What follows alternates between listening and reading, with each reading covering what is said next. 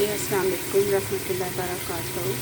ये आज हमारे मेन्यू में जो डिश बन रही है उस डिश का नाम है टिंडे गोश्त। टिंडे गोश्त बनाने के लिए आप 1 केजी टिंडे लें, उनको छील लें और फिर उस तरह उनको दरमियान से सेंटर से इस तरह दो दो कर लें। उसके बाद आपने प्रेशर कुकर ले लें, उसमें 1.5 कप आपने घी डाल लें, उसमें 4 अदद कटी प्याज फ्राई करनी है, 1 दालचीनी लौंग बड़ी इलायची डाल के फ्राई कर लें। फिर जब बादामी रंग का प्याज हो जाए तो फिर आप उसमें गोश्त डालें और 1 चम्मच नमक डाल के उसको फ्राई कर लें।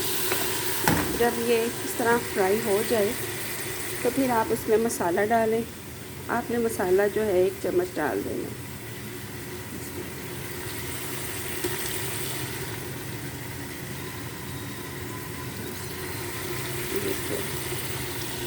चम्मच मसाला और हल्दी आपने इसमें 2 चम्मच डाल देंगे।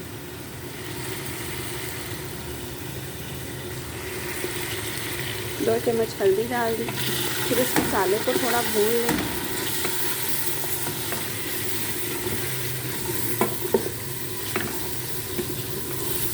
इस तरह भून जाए तो फिर आपने 5 अदद ग्राइंड किए हुए टमाटर वो डाल दें। मसाला हमारा थोड़ा सा फ्राई हो जाए। ये जो मिर्ची हैं वो कच्ची हैं, वो थोड़ी भून जाएं।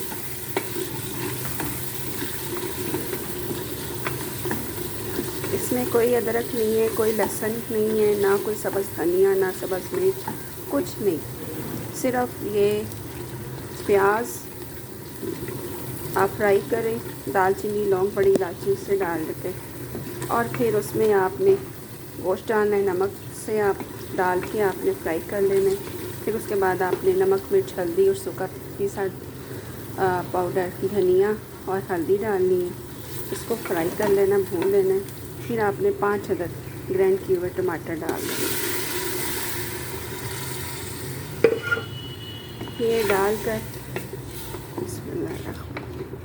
ये डालकर आपने तो इसको प्रेशर कुकर लगा देना है गोश्त गलाने के लिए। गोश्त गलाने के लिए हम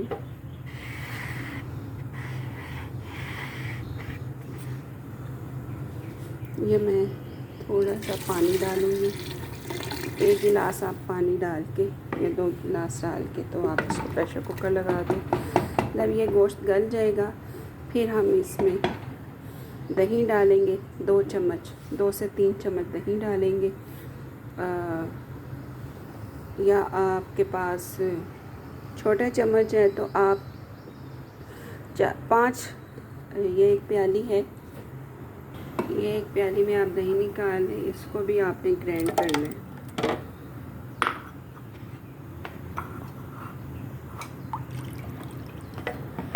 ग्राइंड करके इसको भी आपने फिर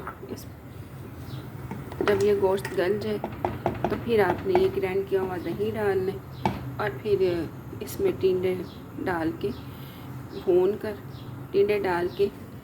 कर तो आपने इसका शोरबा तैयार कर लेना है। जब बिल्कुल नरम हो जाए टिंडे तो फिर तैयार है। थोड़ा सा आप लास्ट में गरम मसाला गार्निश कर दें।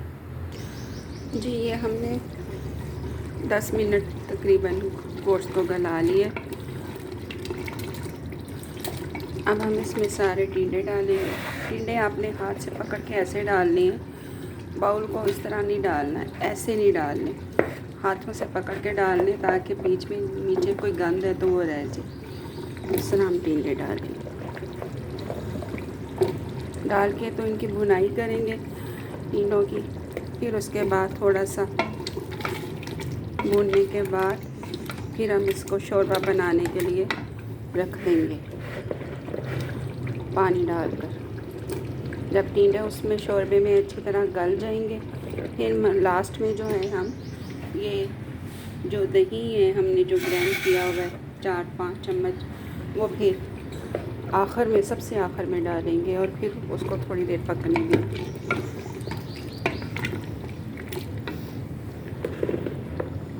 इस तरह आपने बीच में कोई गंदा पानी हो तो वो नीचे छोड़ देना। ये आपने साफ तरीके से बनानी है।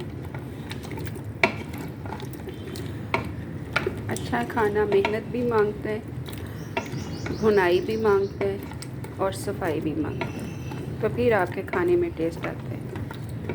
साथ साथ हम बर्तनों को भी वॉश करते जाएंगे। बर्तनों को भी हमने जमा नहीं करना, साथ साथ इनको भी रिकवर करते जा रहे हैं।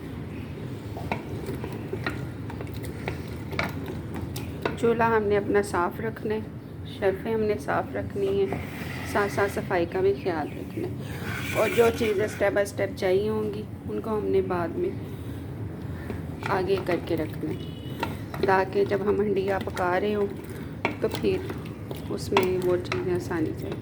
अब हम इसकी भुनाई करेंगे, तेज़ आग कर लेंगे, तेज़ आग करके फिर इसकी भुनाई करेंगे।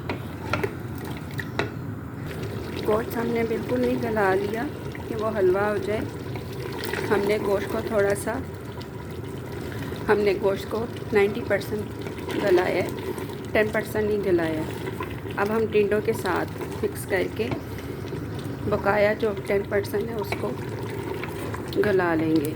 और जब ये शोरबे में भी तैयार होंगे तब वो फिर 100% रेडी हो जाएगा, गल जाएगा, गोश्त भी गल जाएगा और टिंडों की भी अपना जो उसका नेचुरल फ्लेवर है टिंडों का वो भी सब्ज़ी में आ जाएगा। ये तकरीबन हमारी भुनाई हो गई है इसकी, टिंडों की और गोश्त की। ये अच्छी तरह इसकी खुशबू आना शुरू हो गई है टिंडों की भी और गोश्त की। अब ये हो गया। अब हम इसमें शोरबा बनाने के लिए पानी डालेंगे। शोरबा हमने इतना रखना है कि जिसमें ये गोश्त भी गल जाए और टिंडे भी गल जाए और ये शोरबा भी अच्छी तरह पक जाए। जब तैयार हो शोरबा तो हमें ऐसे चाहिए, इतना चाहिए, इसलिए हम थोड़ा सा और पानी डालेंगे ताकि ये दोनों चीज़ें इसमें गल। बस ये हमने इतना शोरबा पानी डाल के इसको प्रेशर कुकर हमने फिर 5 मिनट के लिए लगा देना। फिर लास्ट में प्रेशर कुकर जब टिंडे गल जाएंगे फिर हम इसमें ये ग्राइंड किया हुआ दही डालेंगे और फिर उसको 5 मिनट पकाएंगे, तो फिर उसके बाद तैयार है। और फिर वो गरम मसाला पर स्प्रिंकल करके छिड़क के तो हम डिश आउट करेंगे। हम बर्तन में डिश आउट करेंगे और फिर उस पर स्प्रिंकल करेंगे गरम मसाले से। तो ये 5 मिनट हमने लगा दिया प्रेशर कुकर। अब हम इसको खोल के देखते हैं क्या रिज़ल्ट है। ये गोल देख लें, ये टिंडे गल चुके हैं, नरम हो गए, ये देख लें।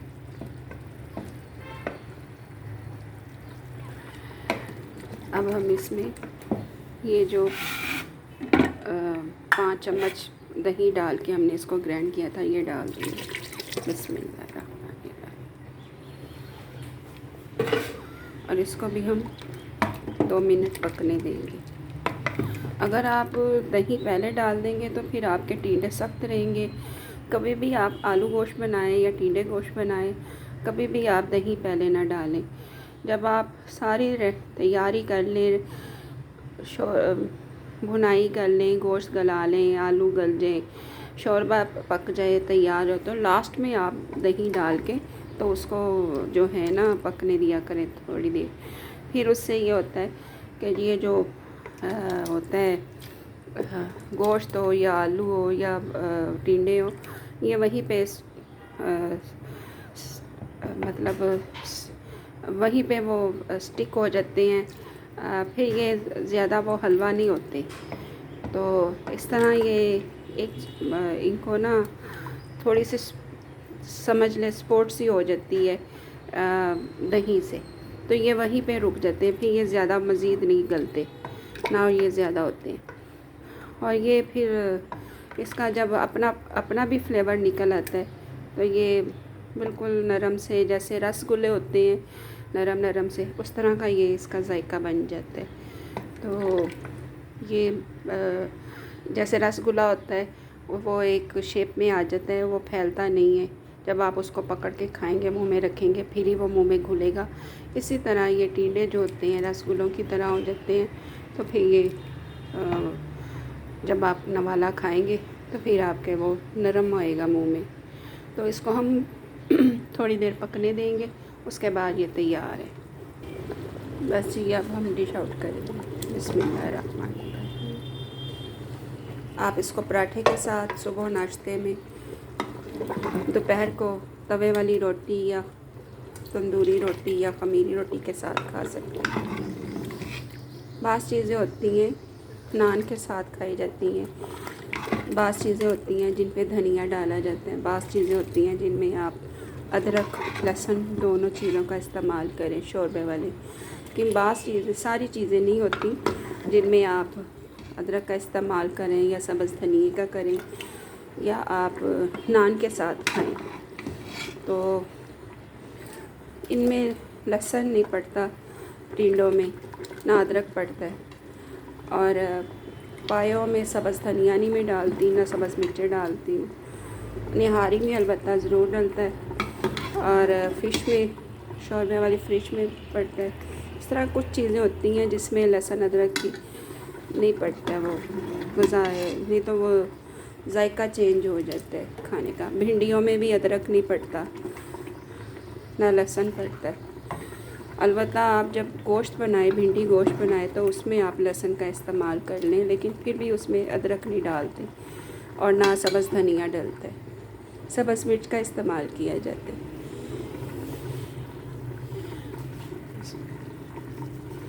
सिर्फ इसमें गरम मसाला डालें। ये जी हमारे मज़ेदार टिंडे गोश्त तैयार है। अच्छा जी, अस्सलाम वालेकुम।